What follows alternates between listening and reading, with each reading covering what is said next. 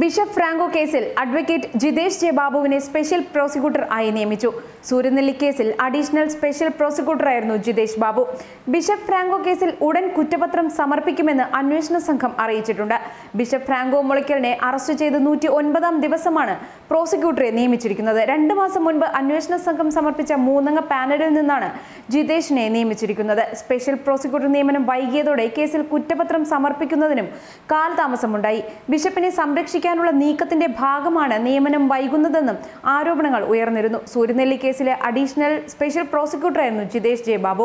പ്രോസിക്യൂട്ടറെ നിയമിച്ച സാഹചര്യത്തിൽ അടുത്ത ആഴ്ച തന്നെ കുറ്റപത്രം സമർപ്പിക്കാനാണ് അന്വേഷണ സംഘത്തിന്റെ നീക്കം. കന്യാസ്ത്രീ നൽകിയ പരാതിയിൽ കഴിഞ്ഞ സെപ്റ്റംബർ 21-നാണ് ബിഷപ്പ് ഫ്രാങ്കോ മുളയ്ക്കലിനെ അറസ്റ്റ് ചെയ്തത്. അറസ്റ്റ് ചെയ്ത് 90-ലധികം ദിവസം കഴിഞ്ഞിട്ടും സർക്കാർ സ്പെഷ്യൽ പ്രോസിക്യൂട്ടറെ നിയമിച്ചിരുന്നില്ല. ഫ്രാങ്കോ മുളയ്ക്കലിന് ഹൈക്കോടതി ജാമ്യം അനുവദിച്ചത് കുറ്റപത്രം വൈകിയാലും കുഴപ്പമില്ല എന്ന നിലയിലെത്തിയിരുന്നു. അറസ്റ്റ് ചെയ്ത് 90-ലധികം ദിവസം കഴിഞ്ഞിട്ടും സർക്കാർ സ്പെഷ്യൽ പ്രോസിക്യൂട്ടറെ നിയമിച്ചിരുന്നില്ല. ഫ്രാങ്കോ മുളയ്ക്കലിന് ഹൈക്കോടതി ജാമ്യം അനുവദിച്ചതോടെ കുറ്റപത്രം വൈകിയാലും കുഴപ്പമില്ല എന്ന നിലയിലായത് വിമർശനങ്ങൾക്ക് വഴിവെച്ചിരുന്നു. നവംബറിൽ തന്നെ അന്വേഷണ സംഘം കുറ്റപത്രം തയ്യാറാക്കിയതാണ്. എന്നാൽ സ്പെഷ്യൽ പ്രോസിക്യൂട്ടർ കാണിച്ച ശേഷമേ കോടതിയിൽ സമർപ്പിക്കാൻ കഴിയൂ എന്നാണ് ചട്ടം.